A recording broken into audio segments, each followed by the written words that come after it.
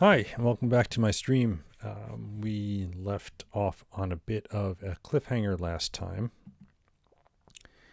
in which we were attempting to, as part of this Rust-based roguelike tutorial, implement this BSP. Where is it? Just trying to find the name of it here. Subdivided BSP. I'm just trying to look to see what BSP stands for. I don't remember what it stands for. But we were in the middle of, I don't see it anywhere described. It just says BSP Room Dungeons. Wow. Yeah, I just ignored it last time. What does BSP stand for? Binary Subdivided Positions. Sure. For procedural something. Okay.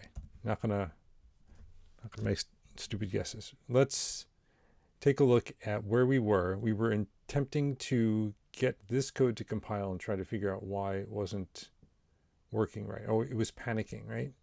Was that it? No? It wasn't panicking. And I pushed something. Yeah, so we were trying to get this to compile and it wasn't compiling? Or we just didn't get far enough to get it to work. I don't remember now. It's been too long. A whole weekend gone. Well, let's take a look at the... Oh, right. We were trying to get it to check, and it wasn't checking. That was it. Okay. Self-map width, self-map height, not missing, or not found. That's an unknown field on map. Map, starting position, depth, height. So... self is the builder, not the map. So I think we have to do self.map, right? Here. If I'm remembering correctly. So it's map. Oh, yes.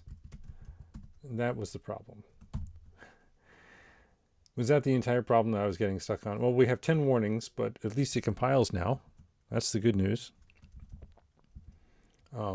Let's see what the warnings are.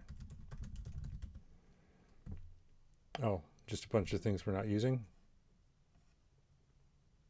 Yeah, okay. Variable does not need to be mutable. And that's on line 123. Oh, right, because we're just assigning it directly. Okay, we can fix that. Associated function is never used new. Oh, right, simple map builder. We can ignore the fact that simple map builder isn't used. Recs are not being used. Build is never called. Really? Really? But I thought we were doing all of that. Maybe there's something. Oh, maybe because I'm not calling new anywhere. I must have missed some other code, right? Where's build? Where's build? There. Yeah, so here we create it, but we never call build. I thought that was, oh yeah, build map do it. Okay, so this needs to actually call build. We commented that out based on something up here. Yeah, we should do something here. And so here's build. So now build map needs to call that. Right? So why don't we make that change where build, let me just do something over here real quick. Make sure I can see what's going on. There we go. That's better. Okay. So all we do is pass in a mutable reference to self. So that's pretty easy. Self build map. Oh, just build. Okay. So that should reduce the number of warnings down to 4. And I think all those will be in simple map. Builder. Oh no, that's the mutable one. I forgot. Okay. And simple map. Yep. So that makes sense. Let us fix that. And then we should be able to build this and just see the simple map warnings. As I recall, what we did was we were forcing it to always build a BSP map instead of a simple map by just calling it directly instead of having a random choice as to which map to build. Yep. Wow. Lots of tiny little rooms. Don't we need to connect them up with corridors and things? I left something out. Or maybe we're just not done yet. Yeah. If you cargo run now, you'll be in a room with no exits.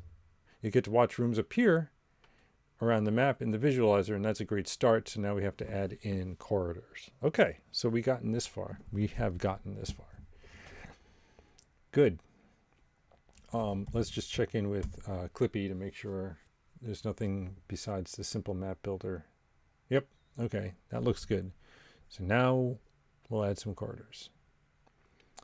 So now we sort rooms by left coordinate. You don't have to do this, but it helps make connected rooms line up. Sort by takes a closure. That's an inline function known as lambda in other languages.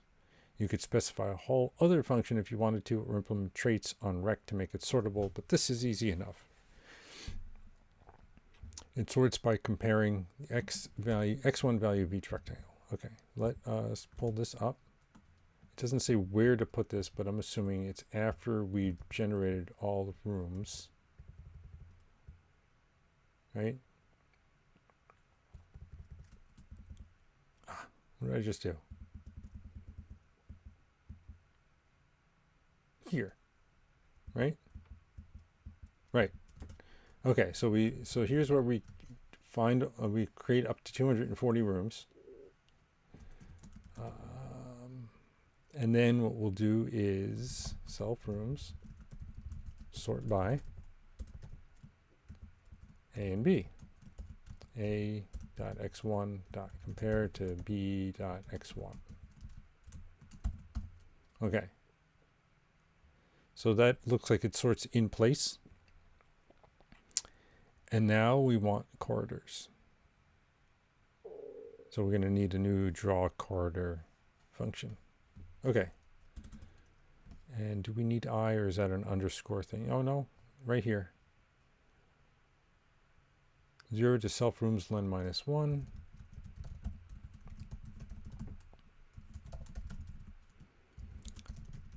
So we pick the ith room. Right? Next room is self rooms of I plus 1. Oops. And then we have a start x, a start y, an end x, and an end y for the corridor. So there's room dot x1 plus a random distance 1 to I32 colon. We do this thing often enough. Maybe there should be a minus room x2 minus 1.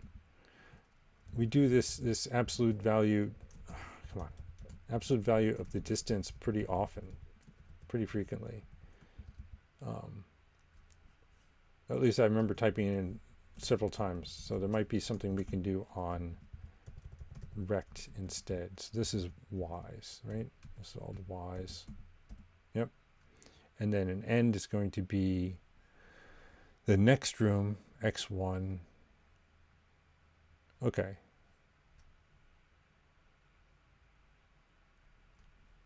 Okay.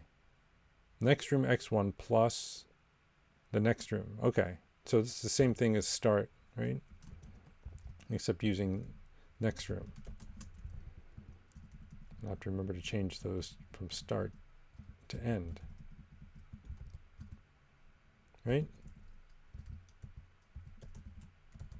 End x and end y. And then self draw corridor, start x, start y, end x, end y, and we're done. Self take snapshot. So we're going to see each corridor getting drawn in as we connect things up. All right. So now what we'll do is we'll add draw corridor. I'm just going to put it here at the bottom.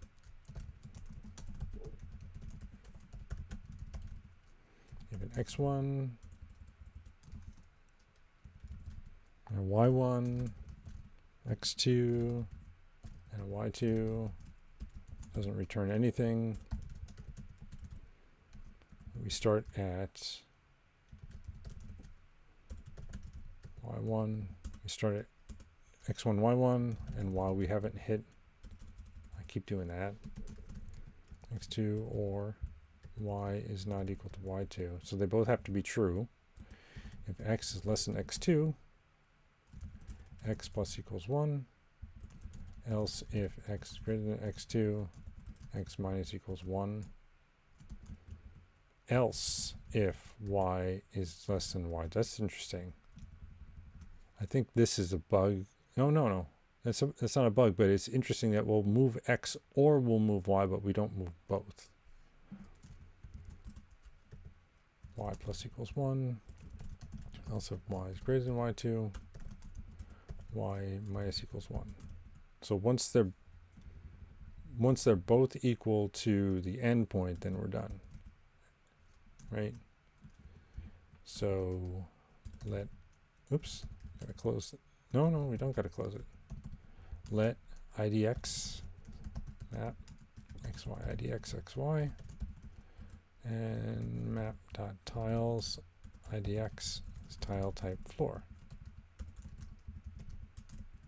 So we don't move diagonally. In other words, we'll only move up, down, or left or right. If I'm reading the code correctly. Right. So this iterates the rooms list, ignoring the last one, fetches the current room in the next one, calculates start and end, and it calls the draw corridor function. It takes the start and end point and creates a mutable, I'm not going to peek, mutable x, y, keeps going until x and y match the end. If x is less than the ending, it goes left, greater than, right. Don't forget the stairs, I nearly did. Final, we need to wrap up and create the exit. All right, so where do we do this? So let's draw a corridor, and then we can create the stairs. Well, before I do that, let's just check. We should have 2 warnings. Oh, we have, why doesn't it like this? I forgot the equal sign. And what is it not like here? Oh, room. Okay. 3 warnings. All right. And so now, before we place the player, let's place the stairs. Self rooms, len -1, center. Stairs, idx, self map, xy idx. Stairs .0 and stairs .1. Self map tiles.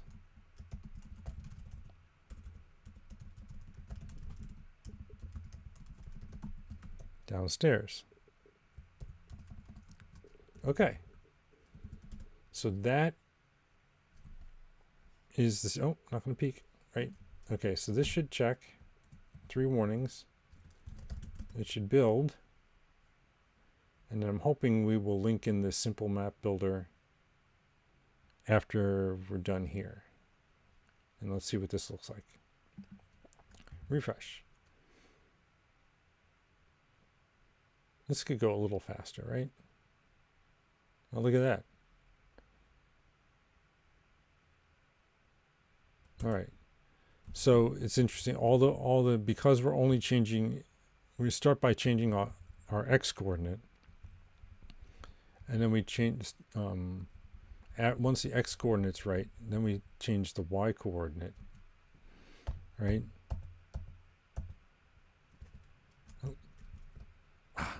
Oops, I had escape one too many. That's interesting. Why does escape get me here? It shouldn't have. If I begin, okay, that was just.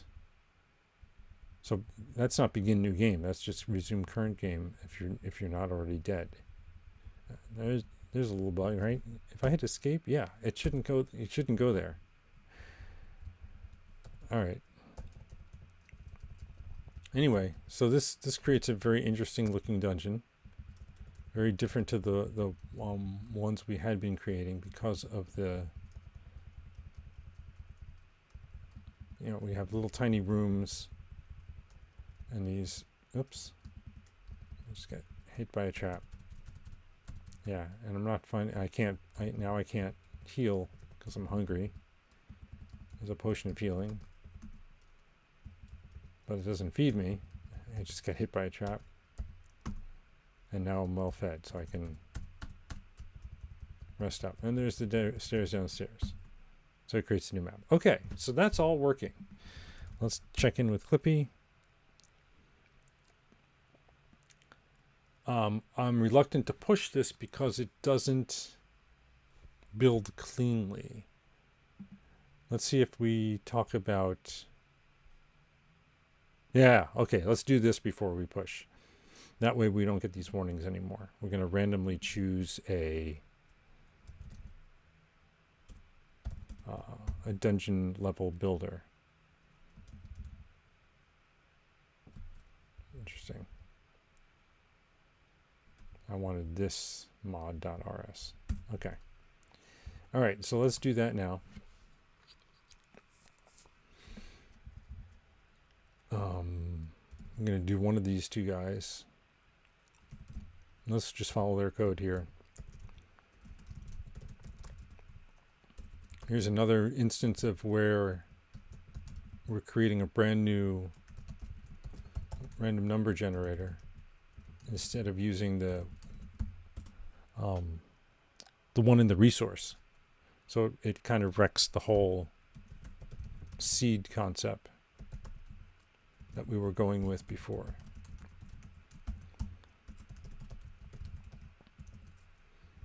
And this is just one. So I'm hoping that we'll get around to figuring out how, I mean, it's just a matter of passing in the game context, right? And pulling up the RNG resource. So now when you play, it's a fair coin toss of what type of map you encounter. Spawn functions for the types are the same, so I'm not going to worry about map builder state until the next chapter. All right, so hopefully this builds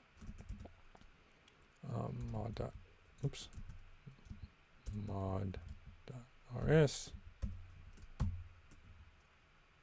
That does not check. Is it because of commas? Almost. Oh, and I typed roll dice again instead of roll dice. Okay, so that all checks. There's no warnings. Clippy should be happy. Good. And then we can check this in. So git status, git add source, git commit -m, added a new type BSP style. Still don't know what BSP stands for. Map builder. And random choice of map. All right. Let us take a look at, what's this? Oh, that's the crafting interpreter thing. Okay. Boom. Very good. So, next up is BSP Interior Design. Wow. I wonder if there's going to be some feng shui here. A binary space partition. Okay.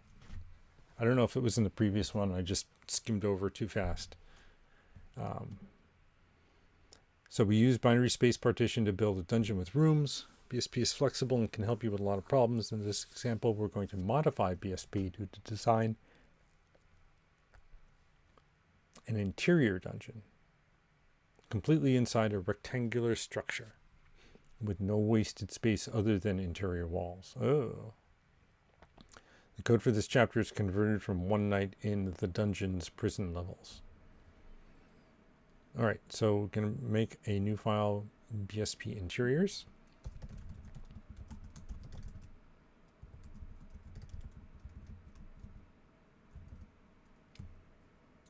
And the same initial boilerplate. So we can just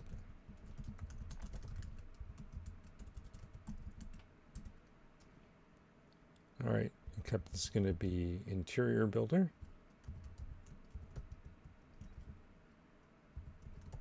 Interior. These are all exactly the same. Still putting depth in here. I want to see if I can pull that out. Rooms history rect, self-map clone, starting position clone, history clone, self-build, again,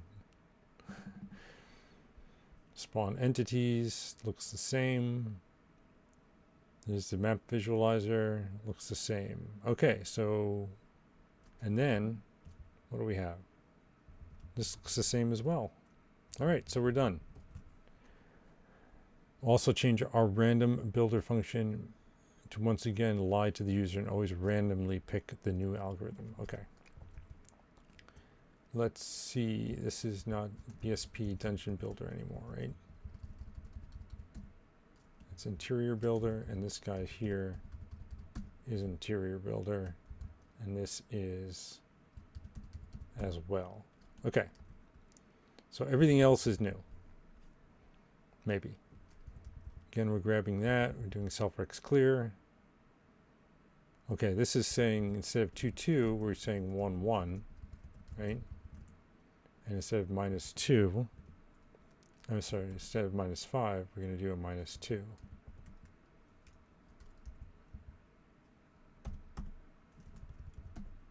Right? And why is this down 1? I don't know. Okay. First room self-rex, add subrex. Okay, and then we're going to pass in the random number generator. So that's a little different.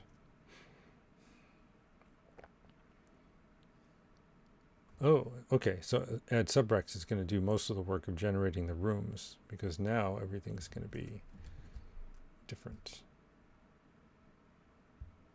Yeah, let's just pull this all off like that. And we can start here. So let rooms is self-rex clone. Okay. Are in rooms, because we're changing it, we can't iterate over the rooms that were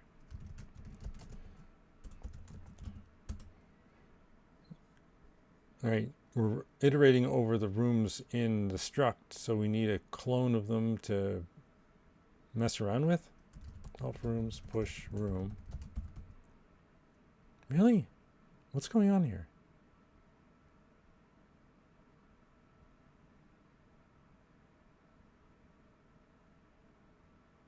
Room x2 -1, room y2, we're shrinking it by 1, but that's commented out.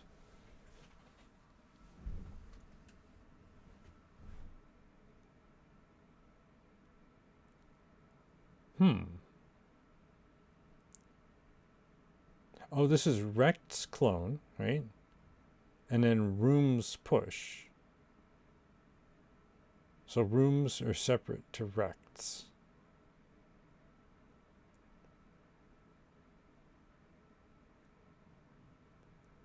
Okay. Okay. So add subrex adds rects.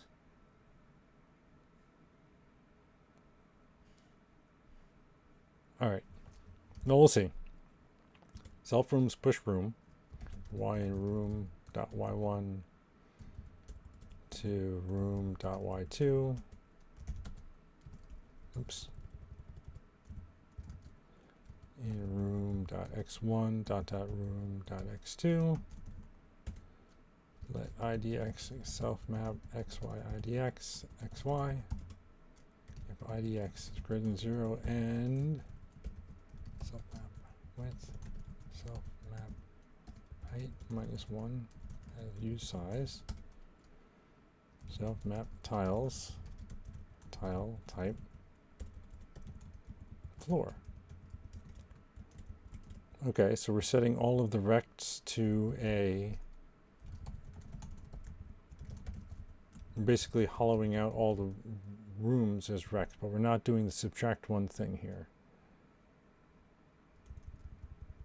And again, why did this get changed? I don't know. Okay. Next up is add subrex. So we create a new random number generator. We clear the rex list and add a rectangle covering the whole map we intend to use. That's this guy. We call the magical function add subrex. We copy the rooms list to avoid, I think this meant to be borrowing, not boring. Borrowing issues. Okay. Yeah, so we're iterating over the rex, but a clone of the rex we created.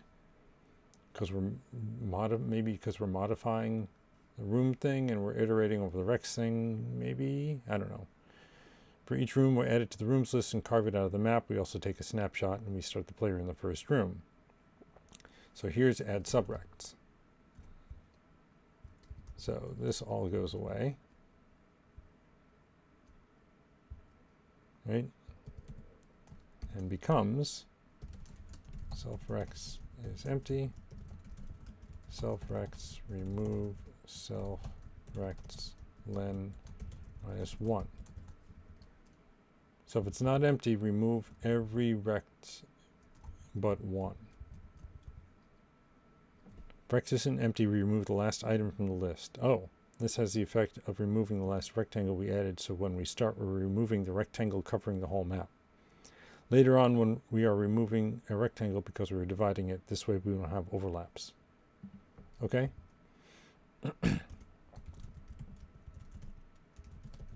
See, here we're not doing the absolute value thing. And we should have a width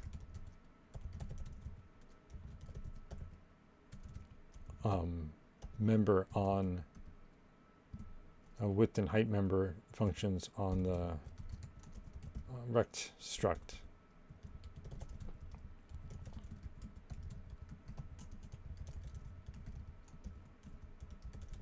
Like that. Okay. And then split.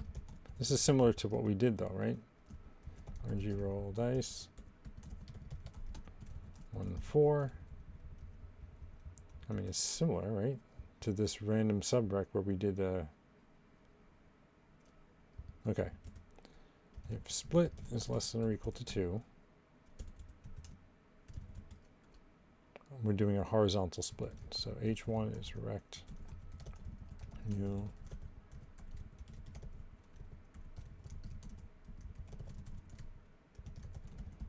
and self-rex push H1 if half width is greater than the min room size, which I don't think exists, right?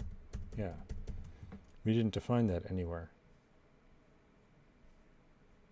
Where is min room size? Oh, not in here. Oops. Min room size.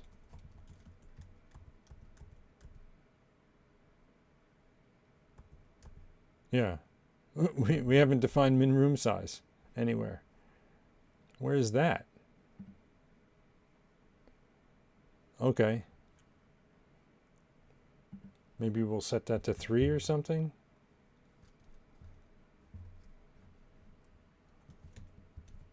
Self add subrex h1 RNG. So we're recursively calling add subrex to keep generating new rooms. And we're going to say H2 is going to be the opposite one, right? So it's rect plus half width and just half width here in height, and then we're going to do the same thing about min room size. Right? So let's just put this here and it's H2. Okay? Else, we do everything vertically. So these will become, instead of H's, they become V's. And instead of half width, we use half height. I'll push V1, and if half height, it's going to be V1, right? And then this is V, and instead of rect plus half width, it's rect plus half height. And this is width, and this is half height.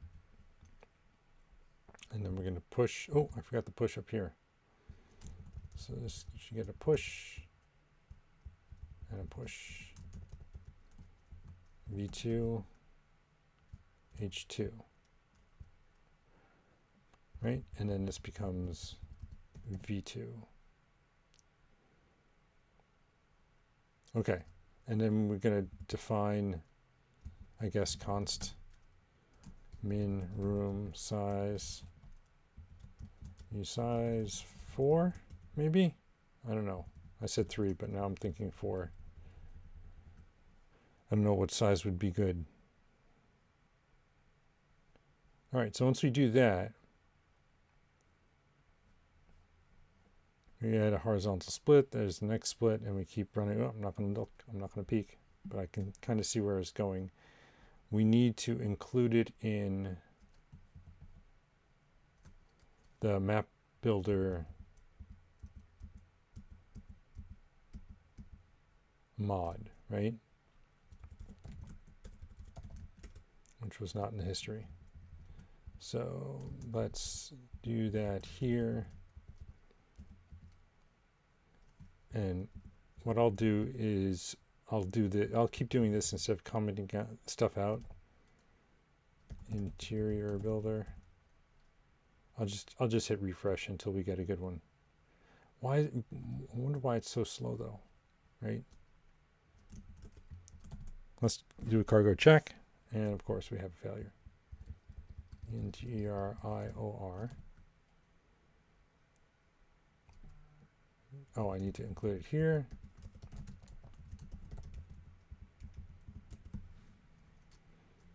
Use BSP Interior Builder.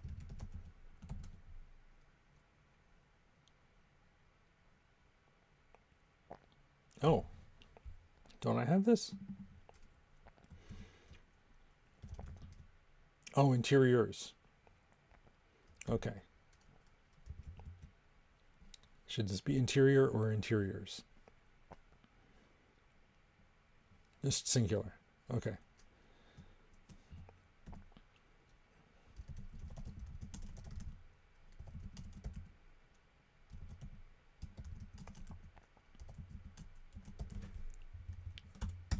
Okay. Yikes. Oh, I forgot to add the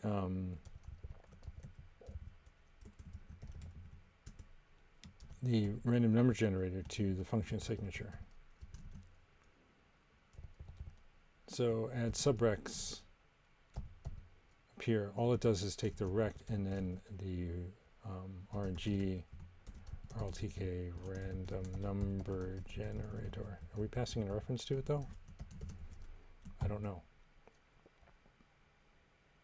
Min room size. What did I call it? There it is, min room size. Oh, I probably have to do like self or something like that. Or put it up at the top. Does it go here? No, it's not complaining. We know what's wrong there. What's the next error? No, still min room size. Expected I of 32, found use size. Oh, that's an easy fix. One error. RNG roll dice. Help consider a mutable reference. Ah, okay. That was probably in here and I just missed it. Yep, okay. I did just miss it. Still 5 warnings though. What are the warnings? Oh, we're not using any of those, right? Because I did a copy paste. Okay.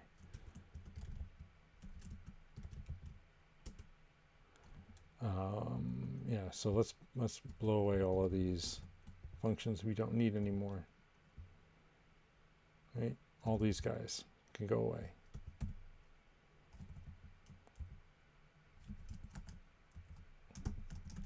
Ah, there. Cargo check. It's clean. Oh, I'm not ready to check in yet. I don't know why I did that. Let's just build it and see if we can refresh the screen here.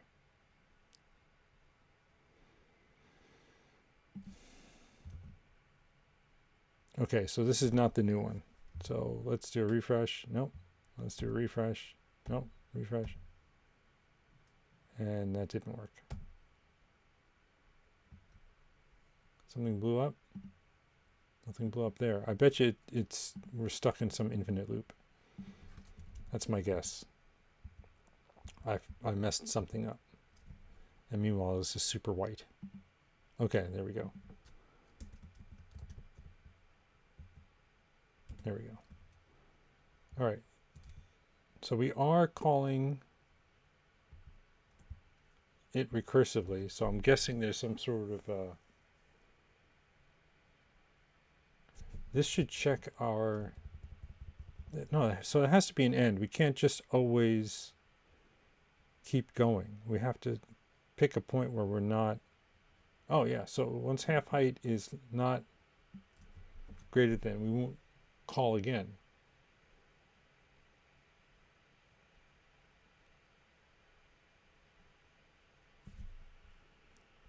All right.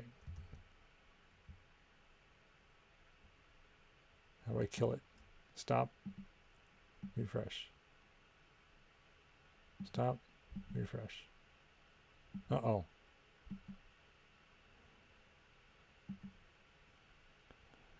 All right.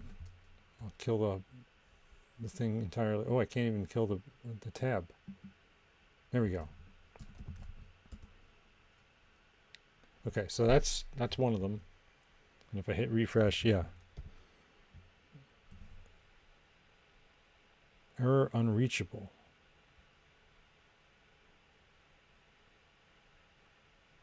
Random number generator. Okay. All right, so this is where we end up with calling or running it here and seeing what the backtrace is to see a better error message.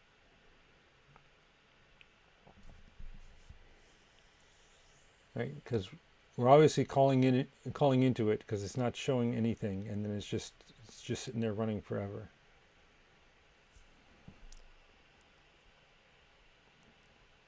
Now, OBS is saying it's using 6% of my CPU, but my fan is running like crazy. All right, cannot sample empty range. I created a new random number generator, so it should, yeah, let mute RNG random number generator. Oh, empty range meaning when I call roll dice, no? And what line is it complaining on? RNG 134 calling from my code somewhere in spawn room. Really? So it generated the map, but now it can't spawn room.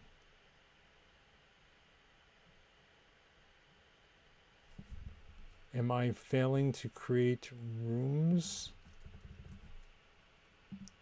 Right, because we should, or maybe I shouldn't have run it yet. No? So this is doing the thing. But maybe I'm not, maybe as a thing I've forgotten. I'm definitely doing Rex push here. Rex push H1, H2, V1, V2. I've got a feeling that somehow they're not ending up in the rooms. But I'm doing a rooms push here. Let's see if there's some typo. All right, rooms self-rex clone, R in rooms iter. We get the room, which is just a rect right now, and then we're going to push the room. Yeah, this does say subtract 1, but that's commented out. And then we're definitely pushing into the room list. So the only other thing is that maybe there's only one RLTK console log format created how many rooms. Rooms.len. Okay. This.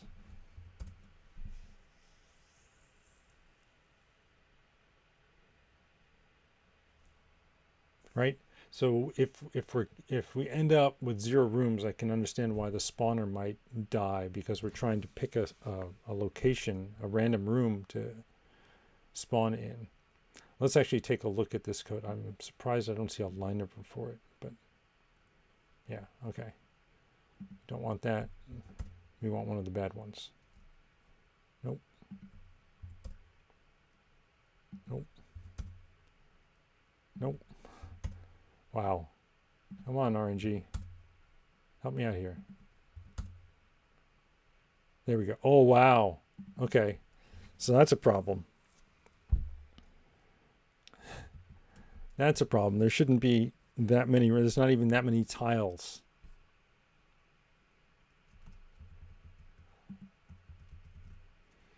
Wow. All right.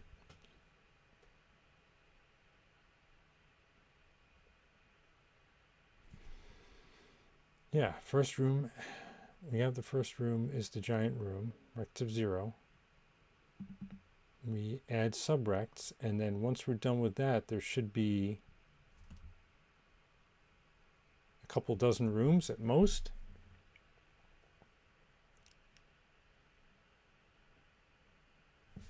Right?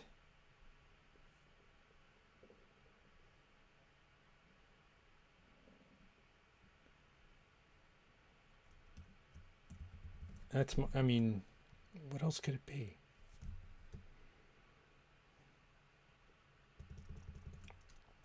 We shouldn't have that many rooms.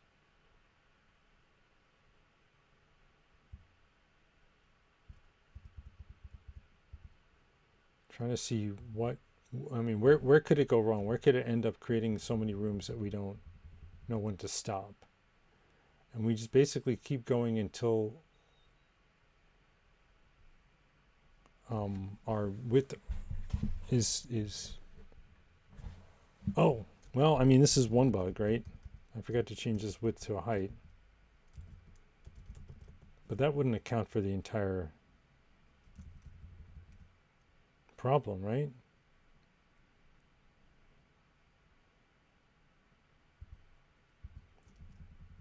Why 1/2 height? Yeah. I mean, we can try this and see if it makes a difference.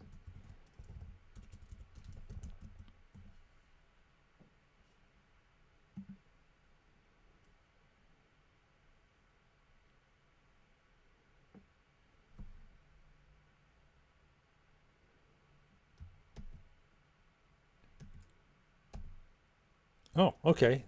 Was that was the bug? It's interesting. I don't think it's working 100%. Because you see that the rooms it created, yeah, look at that.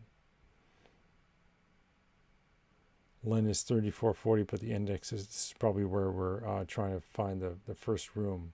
But if you see the way it's creating the, oh yeah, yeah, it was starting to work. So we fixed one of the bugs.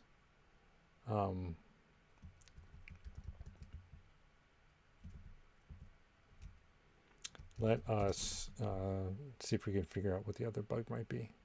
I'm going to kill this because last time it took me a while to get that restarted. All right. So it must be in here, right? X1, Y1, half width minus 1 height, and we push it. If half width is greater than min room size, then we add subrex for H1 and the RNG. Then we go H2, X1 plus half width, Y1, half width and height. We push that. If half width is greater than min room size, we add subrex for H2. Else, V1 is rect new, X1, Y1, width and half height minus 1. We push v1. If half height is greater than min room size, then we add subrex for v1, and then we say v2 is x1, y1 plus half height, width and half height. We push v2, half height is greater than min room size, add subrex for v2. All right. I mean, the only other things that would be wrong would be these guys, but these... Oh. Okay, so that was another bug. That was an x1. That was y2 minus x1 instead of y2 minus y1. Let's see if that is the final bug.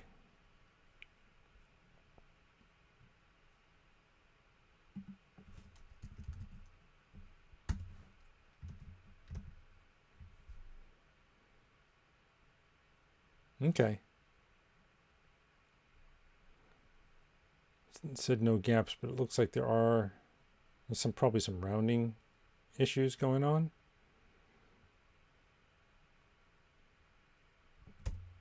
Yeah, but now we can't escape because there's no exits. All right. So we got this far. Let's just check in with Clippy, make sure everybody's happy. All right. So if Rex isn't empty, we remove the last item. So, right. So what we were doing is adding a new rect, and then we say, okay, we want to divide up that rect. So it pops this rect off the top and then creates subrecs with new rooms. There's a 50% chance of a horizontal versus vertical. If we're splitting horizontally, we make it horizontal, and then if it's bigger than room size, which we just arbitrarily picked as 4, because it's not in the tutorial, and then vertically is the exact opposite. All right, so we need to add doorways. Perfect. That's what I was hoping to see. So it's all well and good to have rooms, but without doors connecting them, it's not going to be a very fun experience. Fortunately, the exact same code from the previous chapter will work here also. Okay. So we can just copy and paste. Let's grab BSP Dungeon, and then we'll just grab draw corridor. Right, we'll just grab this code here, yank, and paste. And then we need to call it from our map builder code, right? I guess we don't have to do the sort. They're not talking about doing the sort here.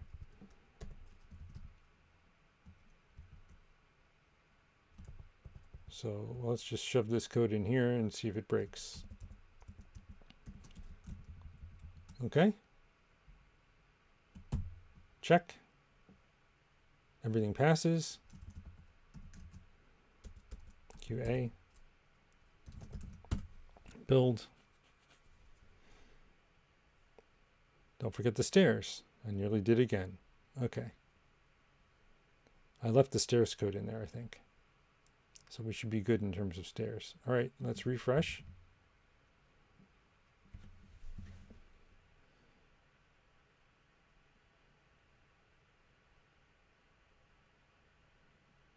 Wow.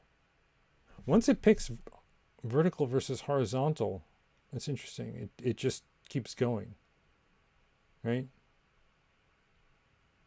So now we begin a new game, and now we have this sort of a interesting layout. Uh-oh. Oh, good. I can sneak through here. And we scroll up magic mapping will reveal the whole map. Okay. Oops.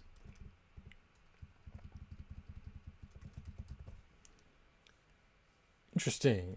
Interesting. I'm not sure. So it split this horizontally, right? But then the next one it split and it went with horizontal again. So I don't know. But it's an interesting map layout system. And it does have some gaps which I'm attributing to rounding errors.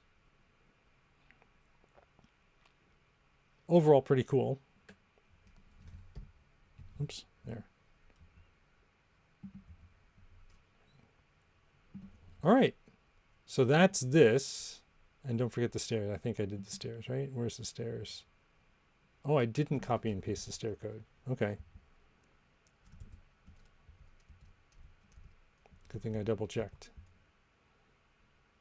Yeah, I copied the starting room position, but not the stair code. Okay.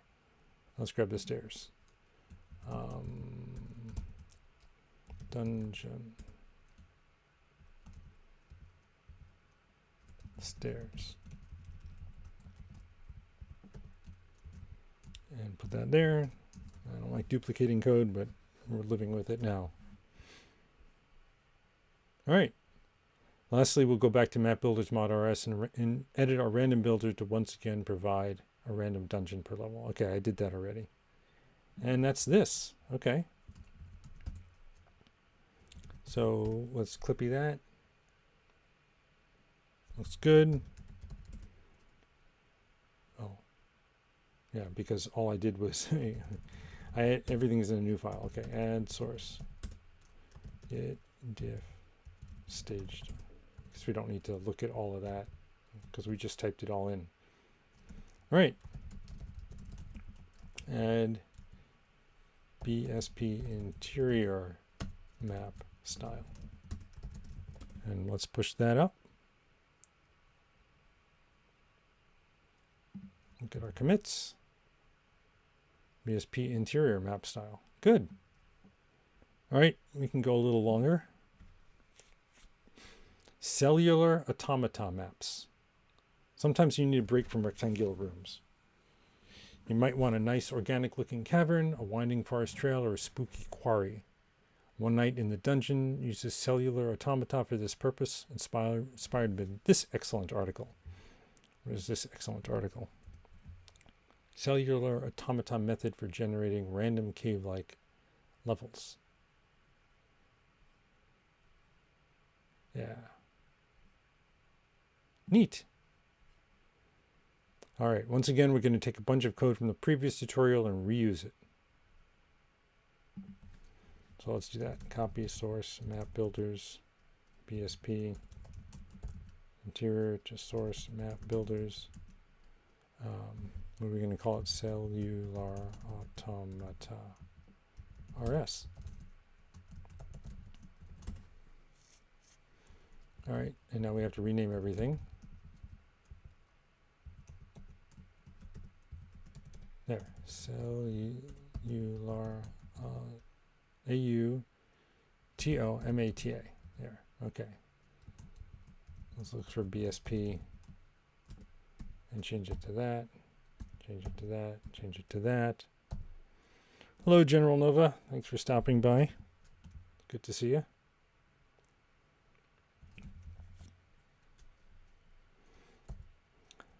What do we have?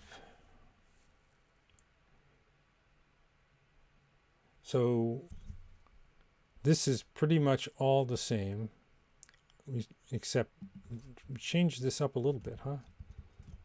So starting position, depth, and history, we don't have rooms or recs. Okay, this is all the same. And we're going to call build still. And spawn entities needs to change as well. Interesting. Okay, we'll come back to that. This is the same. All right, and then in our builder here, in our constructor, we don't need rooms or recs. Okay.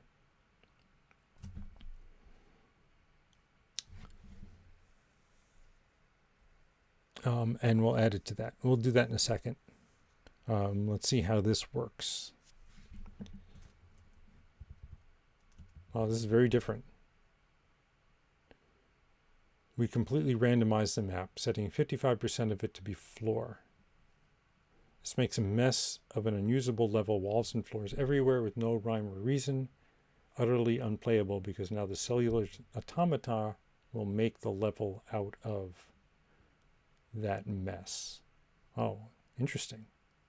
Okay, so let's see what we can do.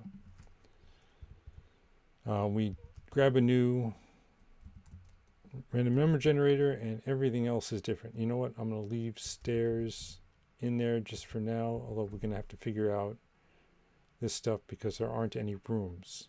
So we'll need a random location. That's a floor, maybe, is my guess.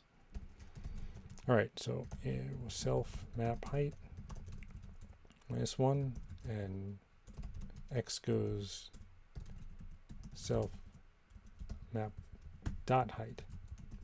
I made that mistake on Friday and I never recovered. Width -1.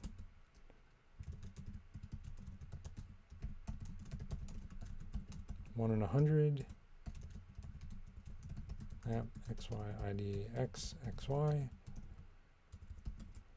If roll is greater than 55, map tiles. I'm going to do this a little differently. I'm going to refactor this to set it this way.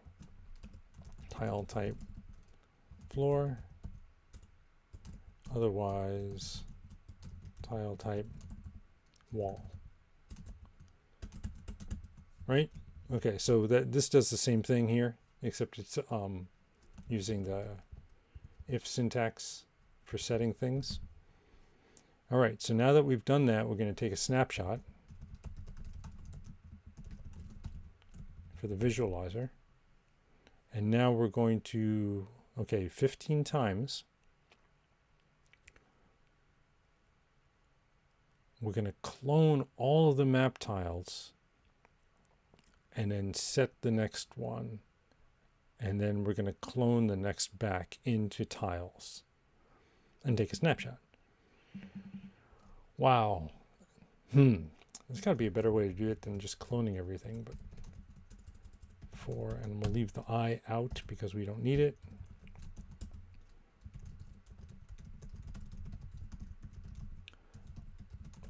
I'm not sure why we can't do it in place, right?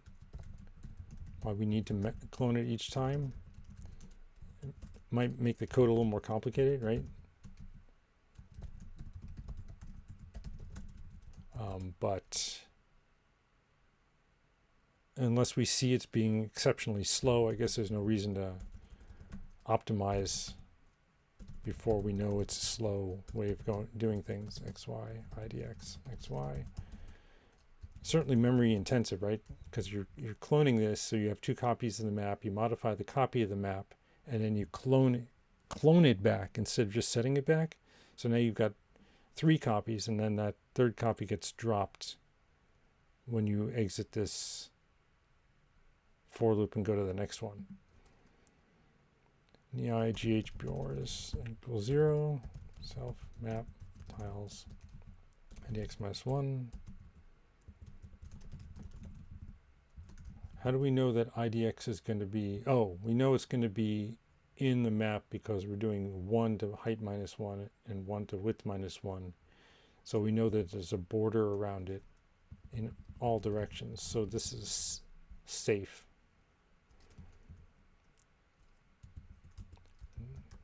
Where's plus equals 1? And we're going to do the same thing with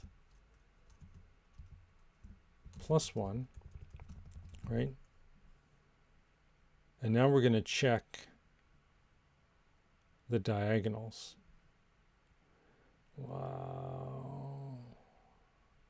I wonder if there's an easier way than all of this, right?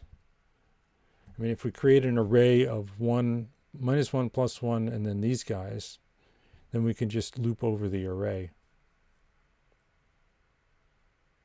Can I do that now? I'm going to do that now. Let neighbor IDX equal vec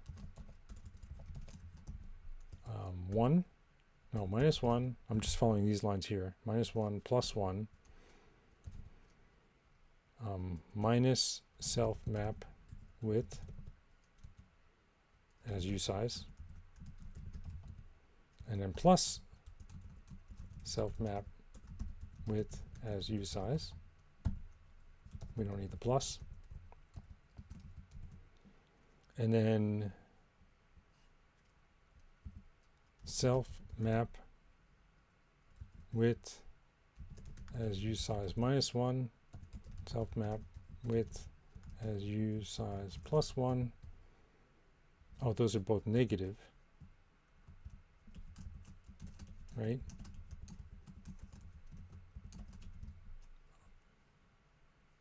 Oh, we can't do that, right? Because usize can't be negative. Ah, so close. So close. All right. Guess we're not doing it that way. NEIGHBORS.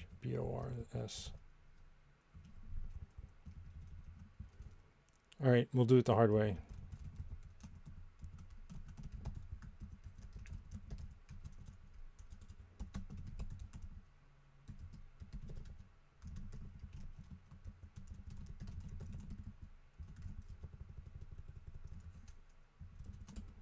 Right, and then GHBRs plus equals 1.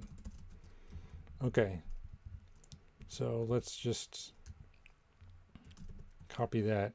And how many? There's 5 more, right? 1, 2, 3, 4, 5. And this is going to be plus 1. This will be minus 1. And this will be plus like that. And then these will be pluses like that. And this will be plus 1 and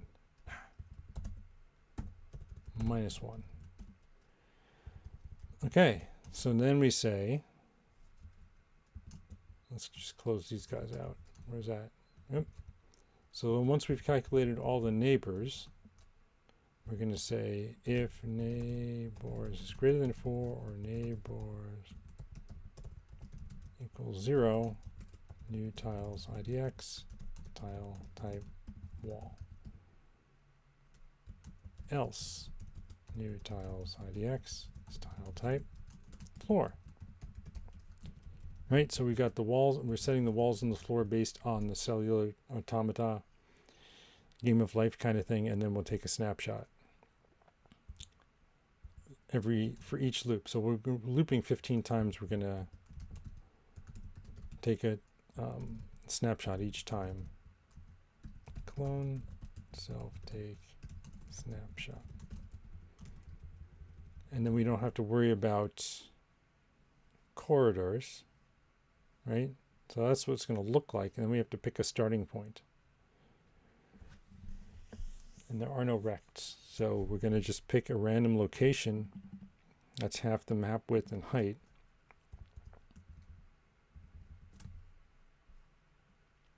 Oh, culling unreachable areas. Wow. Find all tiles we can reach from the starting point.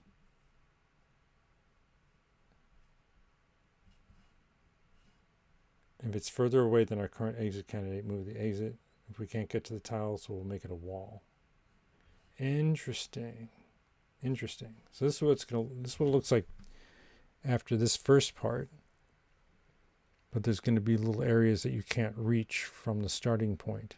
And this is interesting because if the starting point's in this, see this little guy here, then we'll say, oh, we can't reach the map, the rest of the map, even though this is bigger.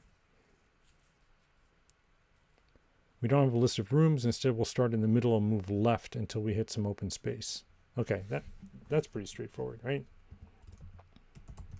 Starting point, position.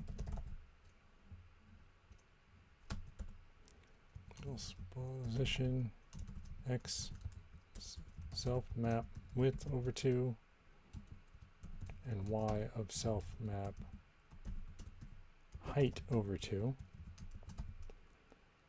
And then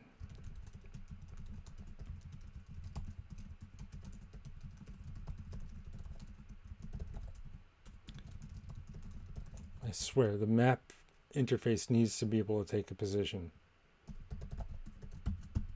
How many times have we done this? We've built the starting position, then destructure to get the index. Well, self map tiles start IDX is not equal to tile type floor. Self starting position dot x minus equals 1.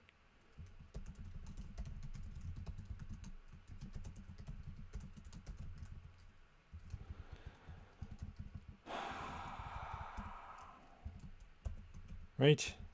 Okay, so that takes care of these guys. And then we have to place an exit. All right, so if we're placing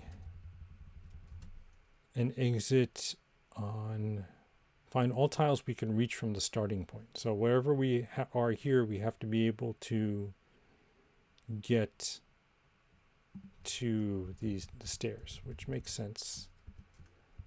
Map starts.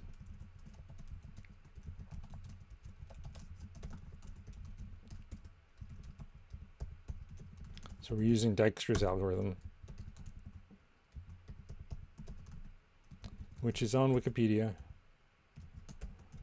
Map width, self map height, map starts, and map and 200. Okay, and then exit tile is there.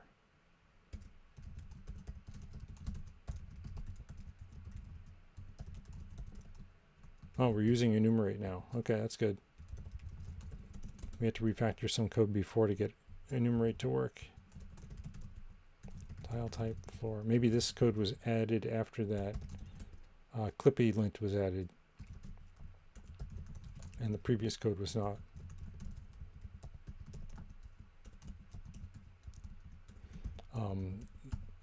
That code was where? Oh, it was in the inventory, display inventory code. We modified. Tile is tile type. Wall.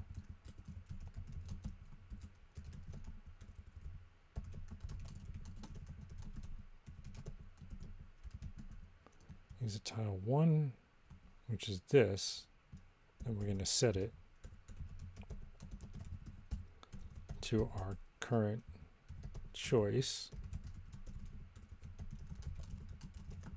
Okay.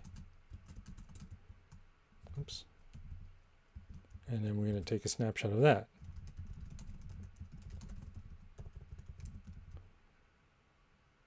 So that places the stairs, and then we're going to play, well, it's not going to show it yet. Self map tiles exit tile 0 is our stair location.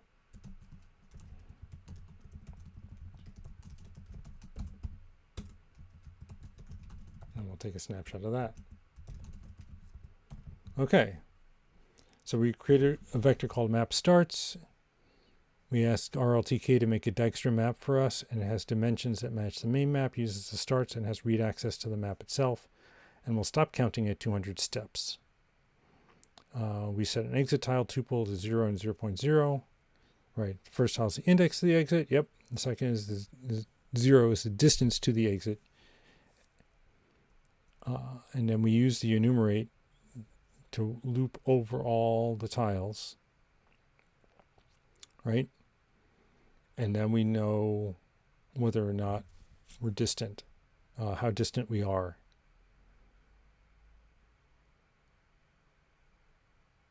So if distance is the maximum value for an F32. Oh, I missed that line.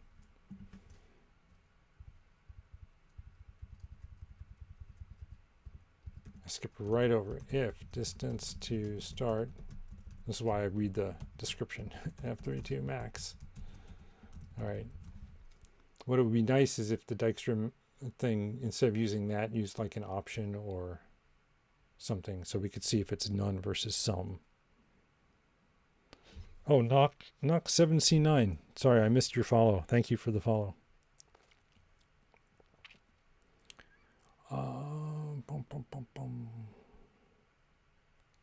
Once we visit every tile, we take a snapshot to show the removed area. We set the exit tile, and if I cargo run this, you actually have quite a playable map now. There's just one problem. There are no other entities on the map, right? We haven't done the spawn code yet. So I'm going to comment this out so I can see if this will build. Right? This should check. Yep. Oh, and it checks because I'm not even including this yet, right? Source map builders mod. So I need to include it here. Mod Cellular Automata. And we'll use it.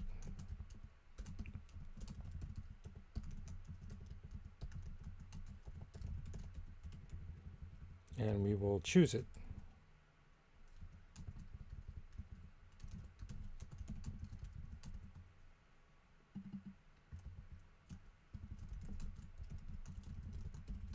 Like that. And then we have to change this to a 4. Right? And now we'll get errors. There we go. Much better. All right, let's close this one. So where were we? Unclosed delimiter. So I forgot to close my build somewhere along the line. It's getting too long. That's the problem. I lost track of where. So this build closes, yeah, it's not supposed to close there. These close properly, right? Yes. Does this close properly? This should be just before we take a snapshot. Yep. Here's this while loop. So maybe it's in my, oh yeah, I missed something here. That's wrong. Oh, here. That should be a semicolon. Still have 17 errors. Oh, this should be a colon. What's next?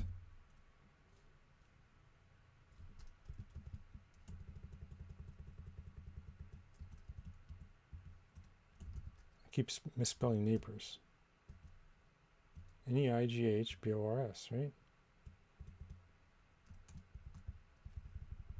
Which one did I get wrong? No, that's right. Right? I would totally try to be smart about those and write them up. Yeah, so I started going there with it like an array. Just creating an array of these guys here, and then we could just loop over them and add or subtract them from IDX. But then I realized the array had to be had to have negative numbers in it, and we're doing use sizes here, and we can't have negative use sizes. So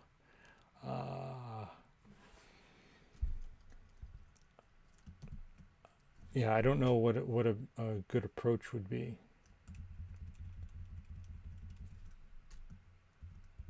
Oh, I forgot an equal sign there.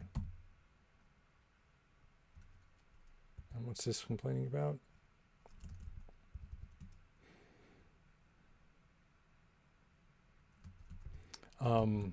But I think what you're saying is so plus equals Boolean operation, right? So something like, you know, neighbors plus equals if something, then 1, otherwise 0.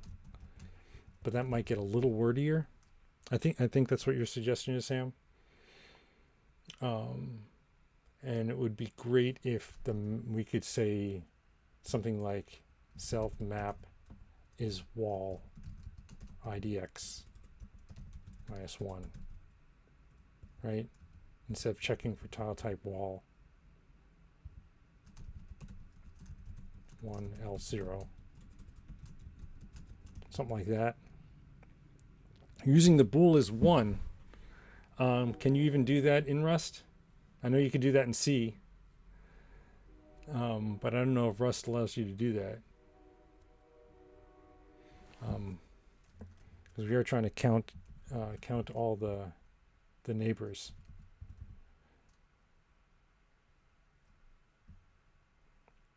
But what error are we seeing here? Oh, it does? Oh, very interesting. Okay. I'm going to try a quick little spike then here. Try RS.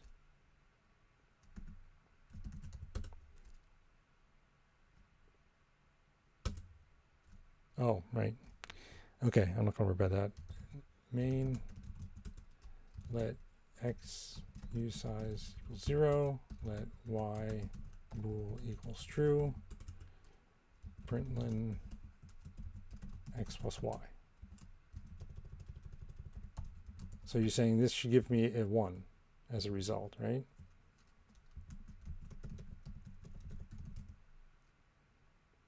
Oh.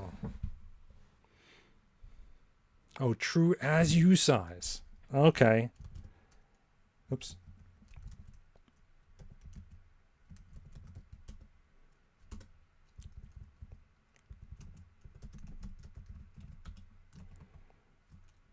Okay. Okay. Yep. All right. That works. Is that a good idea? Neighbors plus equals that as U size. Oh, that probably binds to the wall, right?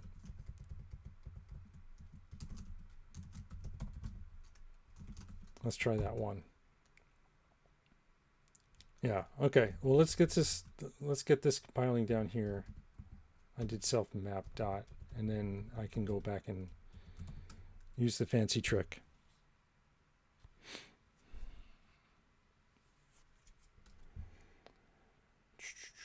Exit tile.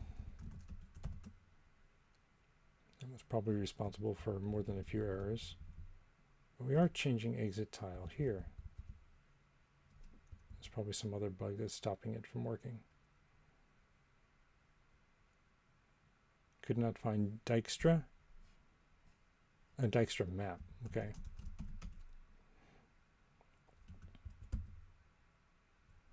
And there's neighbors again. It's complaining not found in the scope. Did I put it in the wrong scope here? This should be...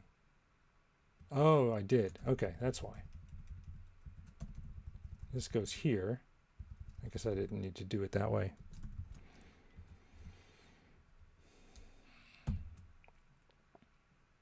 All right, we're down to 20 errors now.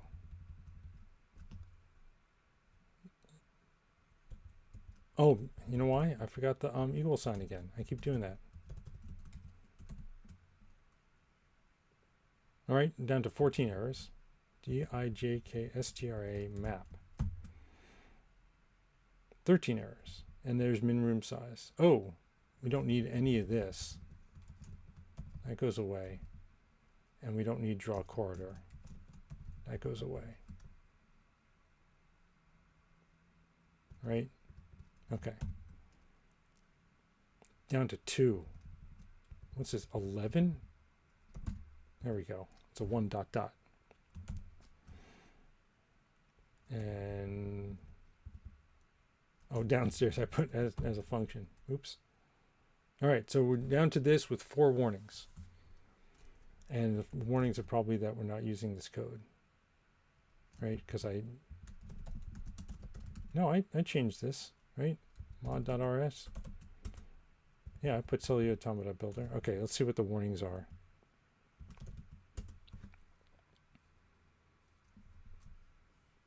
We're not using rect. We're not using that one. We're not using the depth anywhere. Okay, that's fair. So this should just work. Right? If we take a look at it, we should be able to spawn these rooms and watch them build. Nope. There we go. Oh, look at that. 15 generations. And of course, oh wow, okay, there we go. We're not spawning anything, so we're going to die of hunger pretty quickly.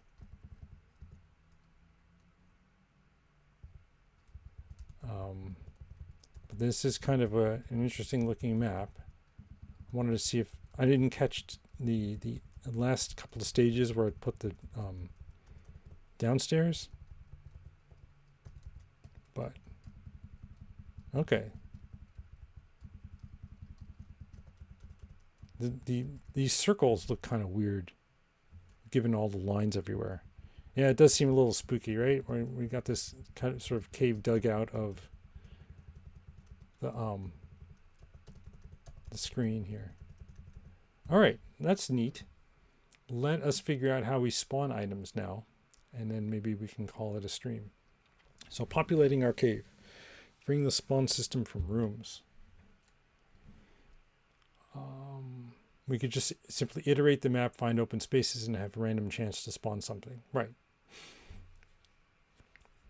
Makes more sense for monsters to be grouped together. We're going to visit how we spawn entities. Pretty much everything that isn't the player arrives into the world via the spawn room.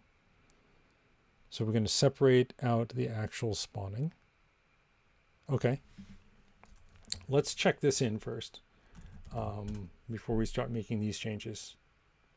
Thanks, Epic. If you're interested in following along with the tutorial too on your own, it's on this URL. I'll copy it into the chat.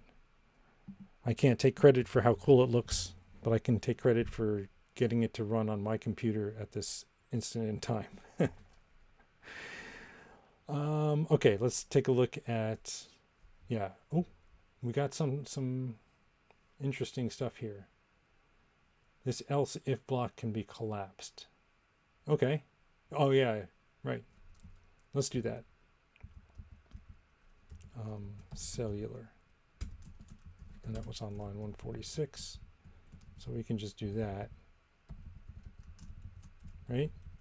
So if this isn't the start is max, then we set it to wall, and if it's greater than tile 1, then we do that. Okay. That was a good clippy find. And the other warnings I'm not going to worry about. Git commit starting cellular automata map contains warnings. Okay, let's push that up. There it is. All right, let's spawn some entities. Thank you, General Nova. All right, we're going to go into our spawner, right, in the tutorial code, which is right here. So this is our spawn code, right? It's all of this stuff that we did from the previous chapters. If anything, I'm making a great advertisement for the book. Yeah, actually, so this is written by Herbert, I can't remember his name. I should give him a shout out here, right? Because he just came out with a hands-on Rust book. Yeah, Herbert Wolverstone. Sorry for the blinding screen going from the black to the white. Wolverson. So check out this book. I don't know how similar it is to the book that the stuff I'm going through, but he's got a number of different books on. And I wish I could click his name here and get his other books, but he's got a few other books on Rust programming, which are pretty interesting. And he's got a Twitter too. Rust Brain Teasers was the other one. That was it, which I have not looked at yet. It sounds interesting, but I don't know. I can't recommend it or not yet. All right, so where were we? Right down here, spawn entity. All right, so I think it's just we pull out this match, right? This whole thing just becomes a separate function called spawn entity. We pass in oh yeah, mutt world. Like that. Well, I'm jumping ahead of myself. Oh, just ECS. Oh, because it's already mutable. Okay, ECS and spawn. Like that. And then we just take this.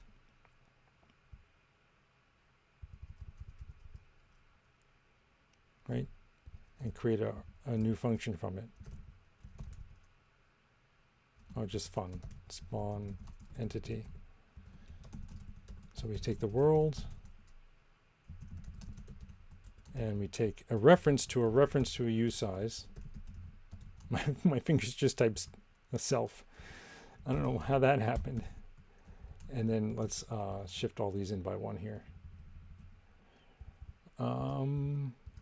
Yeah, I think that's essentially it, right? For splitting that out, this should check, and it doesn't, because I'm not.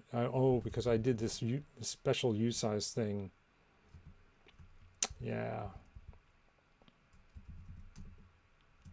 To make it usize to, and I wanted to clean it up, and I never did. All right. So we'll just say map width as usize.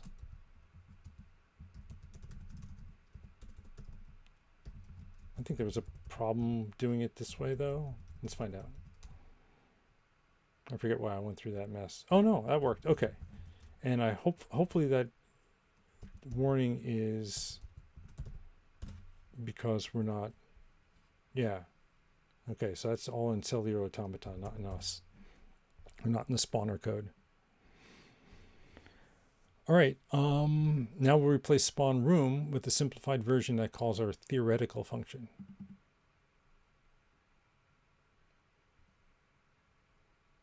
Where is that? Spawn region. Oh, maybe they were talking about a theoretical function up here. I kind of gloss over the text. I was wondering where theoretical came from. So spawn room generates a list of possible targets, and then spawn region is a new function. I think this is going to be in Cellular Automata, right? We replace spawn room with a simplified version that calls spawn region, and then spawn region does this.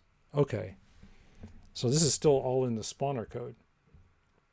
So instead of spawn room, we're going to look in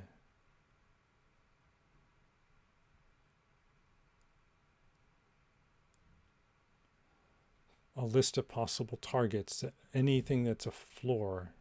Oh, okay, so it's just getting a list of floors in the room?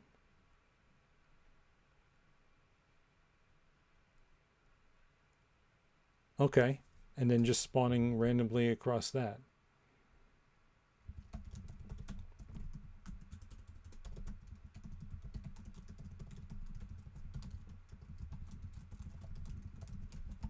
So all of this is going to go away. We're not going to base the spawning on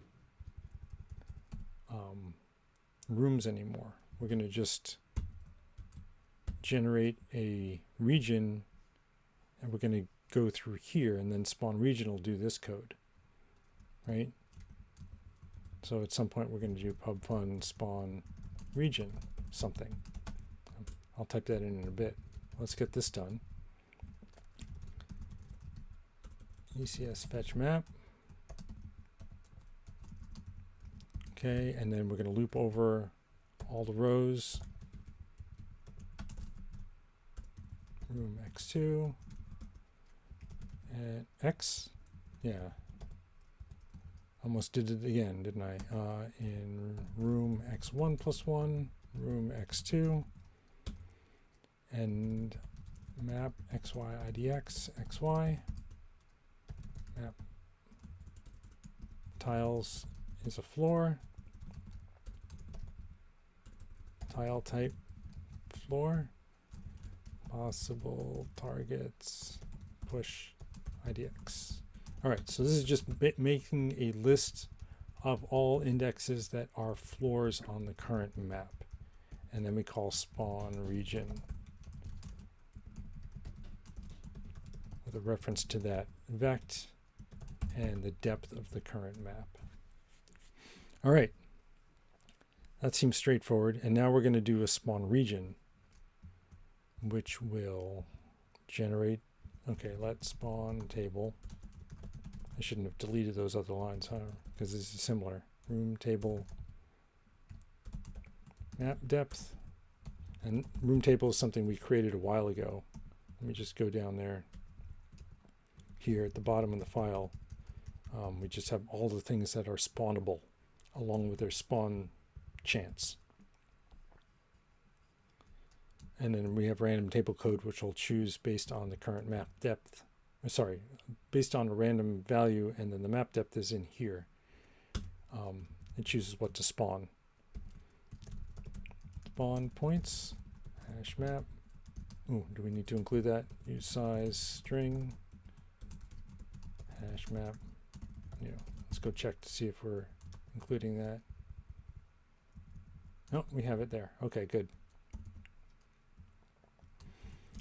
And then areas.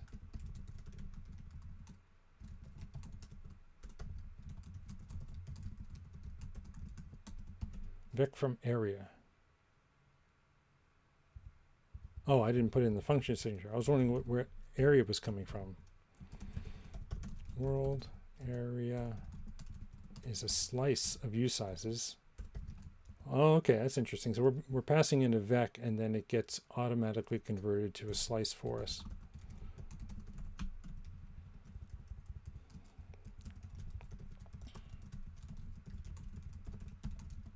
See, now here we're pulling the random number generator from the world, yeah, from the world ECS thing, which I typoed.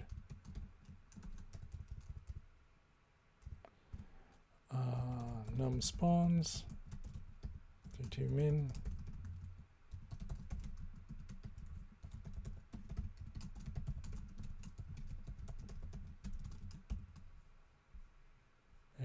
Okay. Plus the map depth -1, -3. So what is this doing? This is determining how many spawns to make based on how deep we are.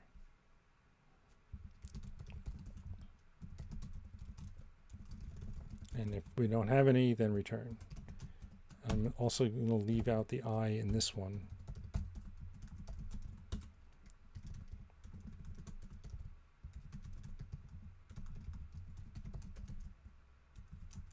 Then it's going to be OU size, else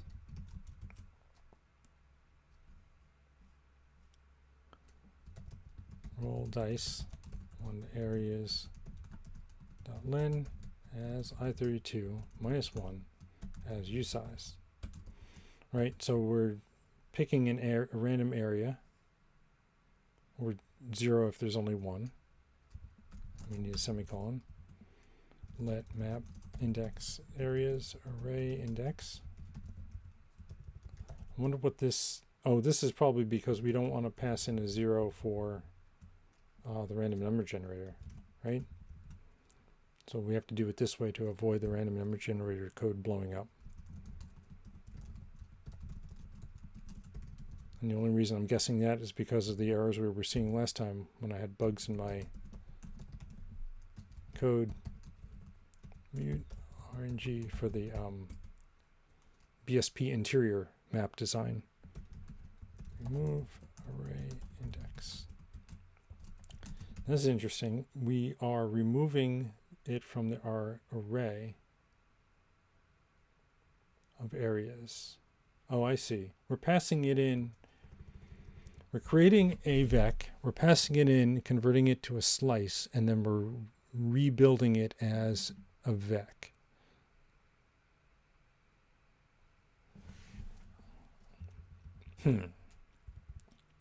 Okay, so that's the end of that section of it, and then we loop over all of the spawn points and spawn the entity. Okay.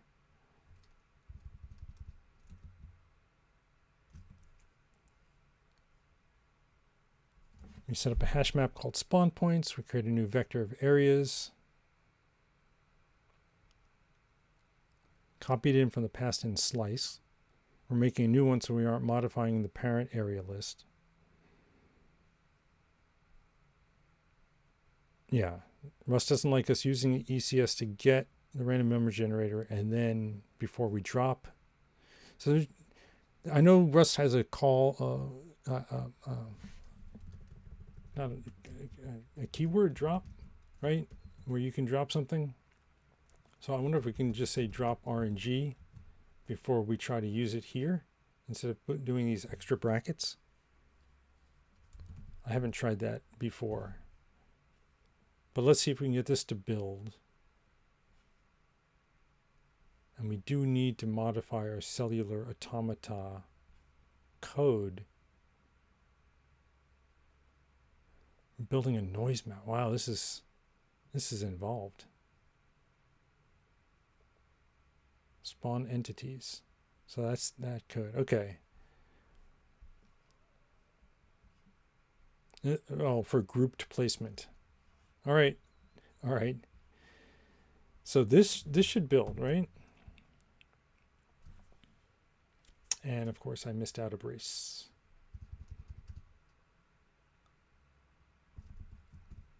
That matches that one. That matches that one. That matches that one. Which one did I miss? I'm saying on line 52.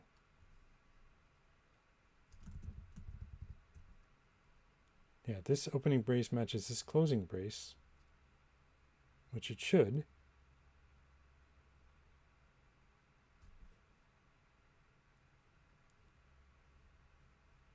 Oh. Oh, okay. That's where the error is. The error is all the way up here.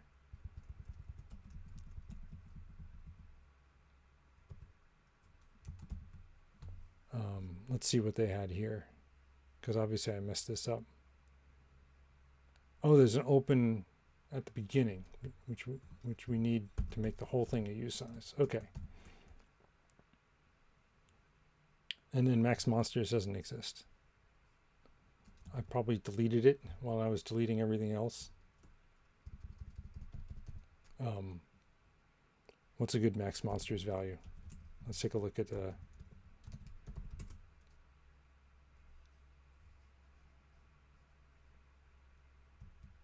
Oh, where's max monsters? I wonder what I used. Oh, because this is the spawning code. What was I using last time for the max? I must have had a max. Oh, I didn't. I did not include a max monsters in there. All right. What's a good number for maximum number of monsters? Const max monsters. Is it a U size or an I32? I don't know. Equals 30? What's a good number?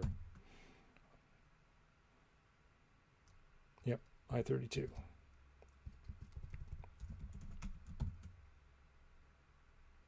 Still have an error. On line 49, spawn table roll, not call. There, okay.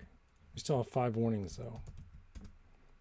And that is, oh, it's in spawner. Okay, we're not using entry anymore, but the rest are in cellular automata. Okay. So we don't need that, but we do need hash map. Okay. So we're back down to 4.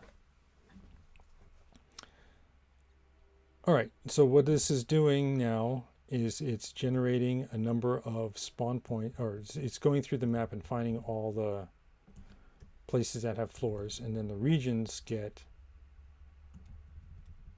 a random spawn, right? And at different area locations.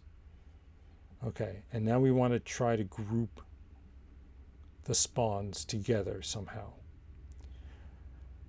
Voronoi diagrams are a wonderfully useful piece of math, something I've never heard of before.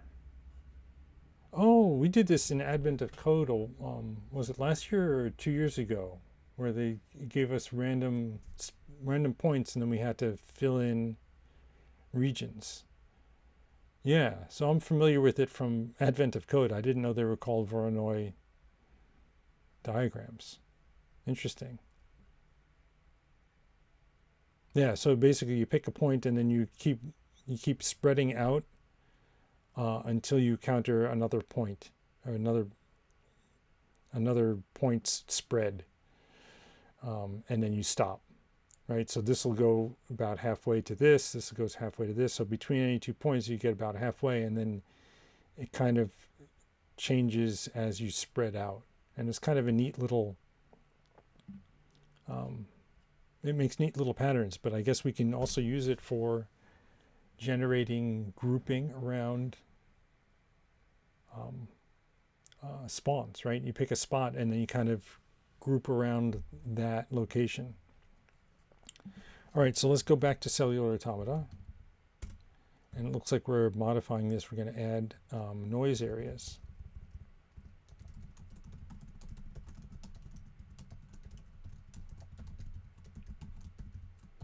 Right, and we'll have to pull in collections hash map. Right, and we have to initialize it.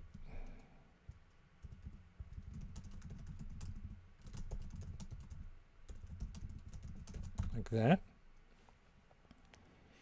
All right, and then after we initialize it, we have to fill it in with data. Interesting. So I skipped over this. So we're going to be using noise to fill in random regions, and then we'll spawn inside those regions. So what is noise? Noise is basically randomly choosing spots, but noise can have structure to it, right? Okay, that's flashing a little too fast for me, but I kind of get the idea that it looks like it's grouping the noise somehow in a structured way.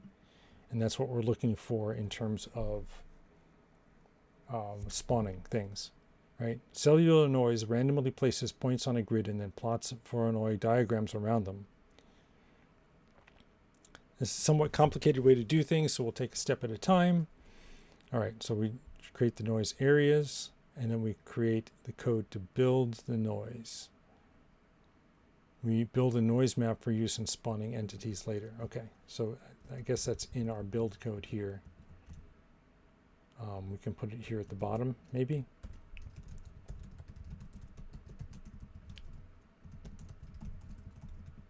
This RLTK library is more than just drawing tiled graphics.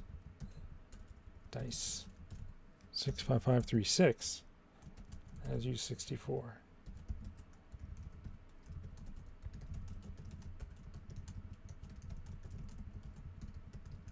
Wow, they have different noise types.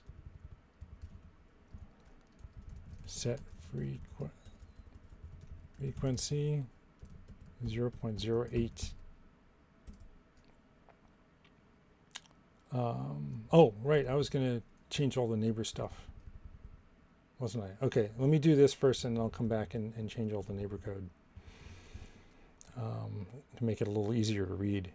And then we're going to set cellular distance function to be our LTK cellular distance function Manhattan. So Manhattan distance is the delta x plus the delta y for between any 2 points. Self map height -1 for x in 1 self map width -1. Again, ignoring the borders. So we can guarantee that there'll always be a cell up, down, left, and right. XY, IDX, XY. If self map tiles IDX tile type floor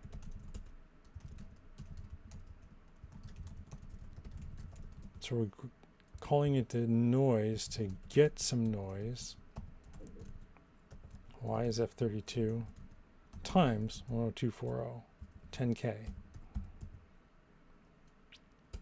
That's cell value F as I32. Okay, and then just converting it to an int. Of noise areas contains key. Uh-oh. Whenever you do this, Clippy's going to complain and say use the entry method of noise areas get mute cell value unwrap push, else self noise areas insert cell value. There's and I don't know it off the top of my head. There's a way to just do a quick lookup, get the entry, and if the entry is empty, then you can just insert it directly instead of having to go through this contains key thing. And we did that. Oh, I deleted the code that did it. That's in the spawner code. Right here. So we say let entry vacant E, and that way say if it's vacant, then we can insert it. But in this case, we're actually doing a get mute and modifying it, right? Rather than doing if it doesn't exist, then insert it. So maybe Clippy won't mind. We'll find out. So we create the fast noise object from RLTK that comes from this library that we're using. We want cellular noise. The frequency is 0.08. This number was found by playing with different values. Okay. We're using the Manhattan distance function. All right. And then we check to see if it's a floor. We say how likely it is for the values to be high, right? Cell value F. That's the float, and cell value is the int. If the noise area map contains the area we just generated, we add the tile index to the vector. If it doesn't contain the area, we'll make a new vector of the tile indices and map index number in it. So this generates between 2 and 30 areas. Sam says you can use entry dot or insert probably. Yeah. Okay. So let's see. Let's see if Clippy recommends that, or one of the entry methods. Yeah. All right. So let us. So and then now we're going to call spawn entities. Let's go back up here, and this changes this code here, right? In spawn entities for area, in self noise areas, iter. Spawner. Oh, I could have just. Oh, it's called spawn region now. Instead of that, it's area.1. And now I have to put my for loop back in. For area in self noise areas iter. Get rid of that. Spawner spawn region, ECS area 1, self depth. Okay. So let's check. I probably have some typos somewhere. Oh, yes, that's one typo, definitely. Cellular distance function. Oh, I forgot the colon after there. Okay. I should have noticed based on the color. And then roll dice doesn't like roll dice. Oh, because I didn't spell it right.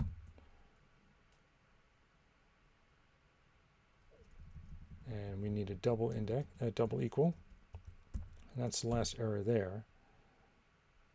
We still have 2 warnings. So let's go and see, maybe Clippy will tell us the right syntax for entry or insert. Yeah, look at that. Oh, so yeah, so we're using this, right? If we grab entry vacant, if it's vacant, then we insert it. Otherwise, we get mute cell unwrap push. Right? So I should just be able to pull this in. Let me pull this, let me copy this whole thing because I'm going to forget. That recommendation looks scuffed. So we're grabbing E. I think you believe in me, Sam? You think I can do better? Okay. Let's, I typed in FG already. If I put this in here, right, and that. I mean, I think I see what you're saying. Oh, what was it? Entry. It was just pulling out entry. Self, noise, areas, entry, cell value, like this. Then we can say e.insert. Oh no.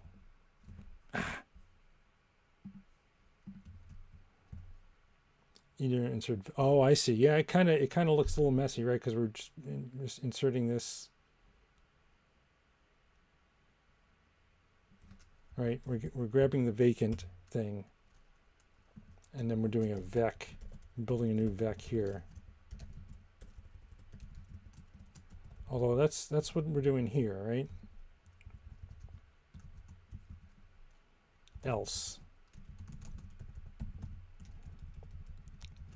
Right, so this is what Clippy is recommending. I did it wrong.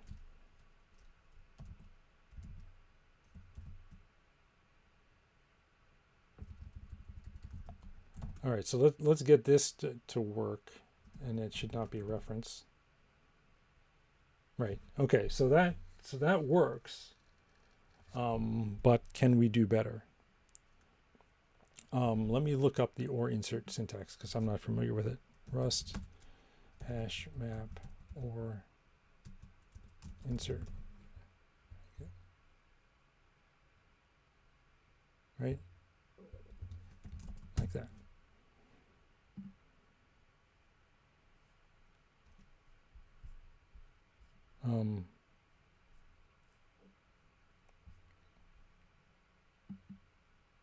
Why is that not here? Or insert. Okay. So map entry modify, map entry this and modify this or insert that. Right? Would that be self noise areas?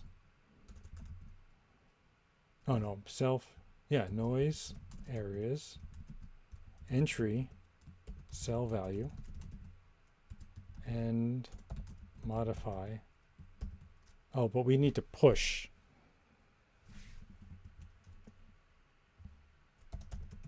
Do I have to put a mute in front of it like that?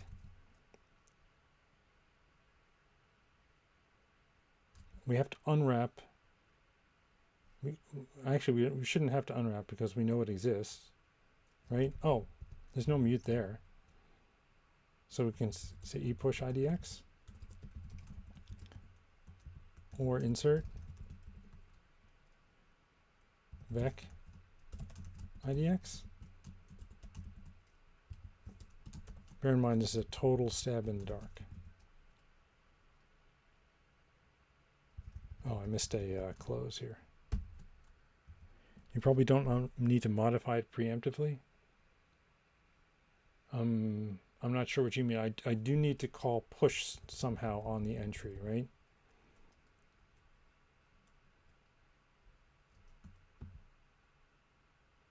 I mean, it compiled. We do have one more warning though.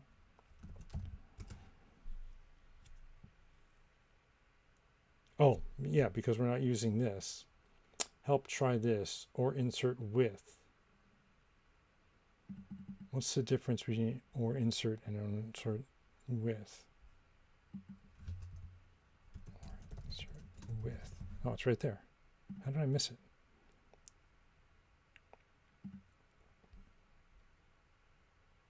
Ensures a value is in the entry by inserting the result of the default function if empty and returns a mutable reference to the value in the entry.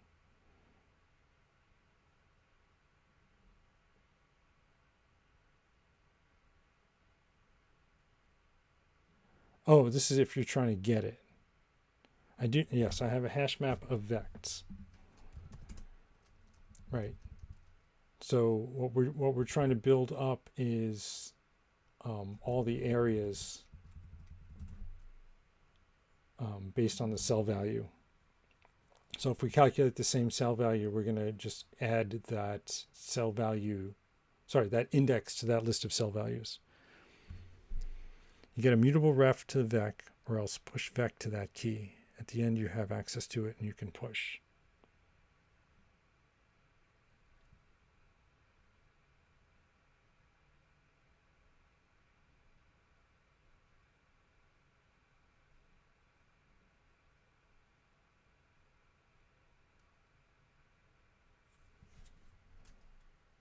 All right, so that's entry cell value or insert push.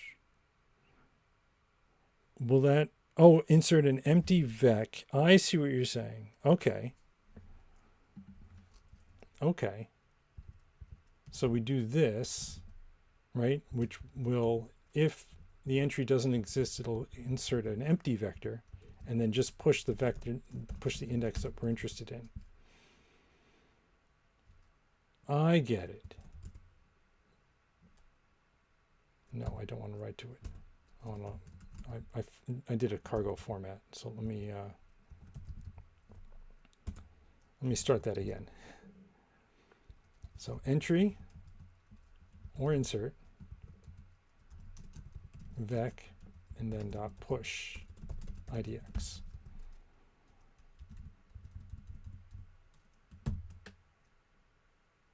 Yeah, okay. Thank you very much, Sam.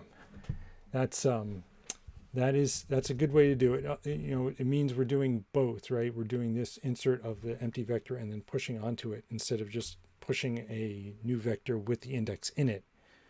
But the code's a lot cleaner this way. Yes, isn't that neat? It is definitely very neat. I like that. All right, so we're still seeing 3 warnings, but I think that's from, we're not using this anymore, right? And what were the other 2 warnings that we were getting? I mean, we're now calling the code here. So what were the other warnings? Rect, we're not using rect. And this was, okay. So let me pull rect out. Oh, and then once I do that, I think that'll clean up both warnings.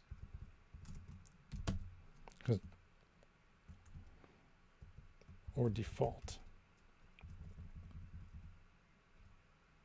Oh, okay. Well, we can try it. Let's make sure this builds E0, W0. Like this? Ah, okay. I like that even more. I like that even more.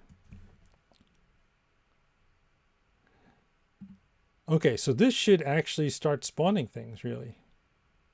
And we should restore our randomness. Yes, so we don't have to worry about that part because I just have to hit refresh until it works.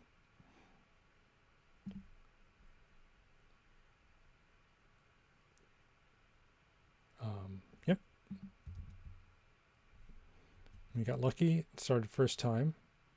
And now it should. Yeah, look at that. Spawning monsters, spawning items. I can't run away fast enough. Monsters still get caught on corners. Lots of traps. So you can grab that health potion before I die. Oh, I guess not. All right. Uh-oh. We got stuck in a corner. I wonder if there's, yeah, there must be a bug in my new game code now. It's not doing something correct. Oh, all these traps. It seems like the spawn rate is a little high on traps. Oh my God. Created 48 rooms. Oh, all right. Something happened with the, yeah, look at all these traps that are all over the place. Something's wrong. Clearly. Okay. Well, but that's something we have to debug for tomorrow because I'm at 2 hours and I can't think anymore. I normally stream for less than that. Spawns in a core. Dang, this place is really full of traps. Yeah. This is amazing code. All right. So let's just clippy this real quick. Take a look at some diffs here. Wow. Yeah, we did a lot for all the noise code, and then we refactored the spawn code. Oh, yeah. Before I go though, otherwise I'll forget. I want to fix the neighbors. So we just change all of these ifs to neighbors plus equals, right? And then we'll change the end to be as u size, like that. It's getting a little long in terms of line length. And then we get rid of all these plus ones. And of course, cargo format's going to spread these lines out anyway. But let's see what it does with them.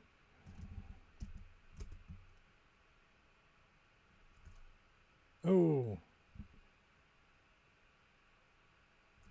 Did I forget the as u sizes? What did I do? I did forget the as u sizes. Okay. Because they need to be in parentheses.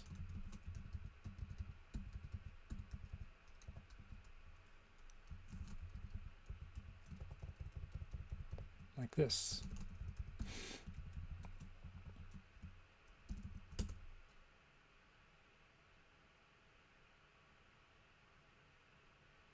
What?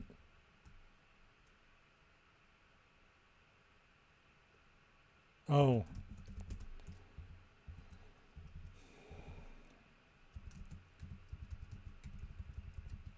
Not there, over here.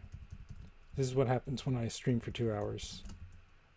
I'm not like Togglebit, you can go for 5 hours with this stuff. My brain just starts to get fried. All right, we're closer. We only have 2 of them now. 85. Yep.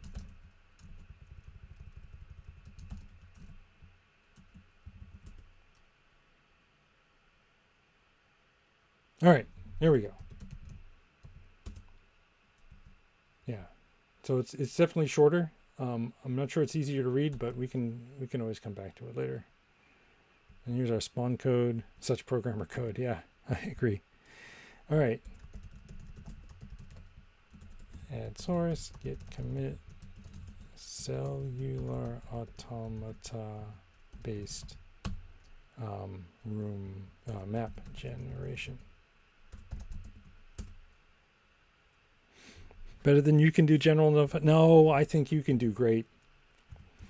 It's just maybe it's not your primary focus right now, writing code. But thank you. All right, so that's our commit. And now there's no more warnings. And so we're done with that. So tomorrow we're going to go with Drunkard's Walk maps. All right. We're going to check that out tomorrow morning. But thank you, everybody, for watching and joining in and helping out. Thanks, Sam, for all the hints with the Rust. It's definitely making me a better Rust programmer.